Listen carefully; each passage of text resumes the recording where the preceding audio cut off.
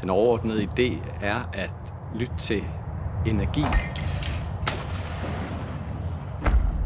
i våben og i krig. Fordi lyd er energi.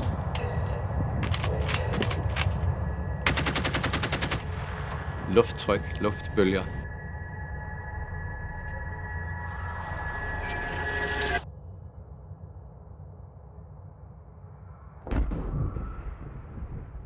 Krydsild er et værk, som består af lyd, som jeg har optaget hos det danske militær.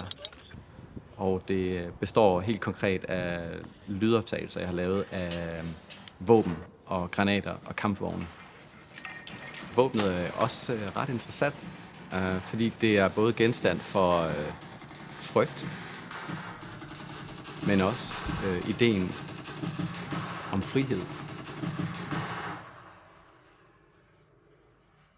Kan jeg indfange krigs energi og optage dets mekanik?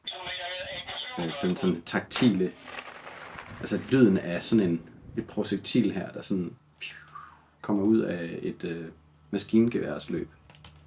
Dels så har du nogle meget delikate lyde, når du lytter ind i et våben. Der er fjedre og små kliklyde inde i et våben, men når du så skyder af, så er det pludselig en meget, meget, meget høj lyd. Og det kan jo være svært at optage. Men ikke desto mindre er det jo en ret vild energi, fordi det er så delikat, og så samtidig så pludseligt og voldsomt, at jeg skærper mine sanser allerede, når jeg er ude. Jeg kan se, okay, her sker der det, og her er der noget. Den måde, det projektiler, de flyver gennem luften på, den måde, den brager over i skoven på, det kunne jeg godt tænke mig at arbejde med, at lave en sats af det, eller så når jeg kommer hjem, så er det egentlig bare at prøve at arbejde med det. Det lyder altid anderledes, selvfølgelig. Det fungerer anderledes, det gør nogle andre ting, men det er jo en del af den proces, som er så spændende ved at være ude og optage.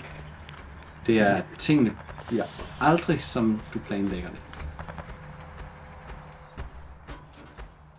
Det er Conor McLean, som har transkriberet værket og instrumenteret det for orkester. Så det er jo den kongelige livgardes musikkorps, som skal spille værket, og det har de indvilliget i.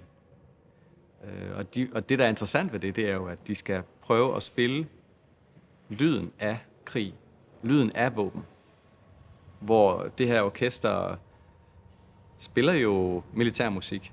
Det vil sige, at det er musik om krig, musik om forsvar, stolthed, nationalitet, alle de her ting. Men hvad er det, når det kommer til stykket, det egentlig handler om? Når du lytter til den her voldsomme lyd af krig, så skal man lukke ørerne for den, eller skal man lytte til den? Ikke? Det kan godt være, at vi ikke kan lide det, det kan godt være, at vi er bange for det, men betyder det så, at vi skal gemme det væk?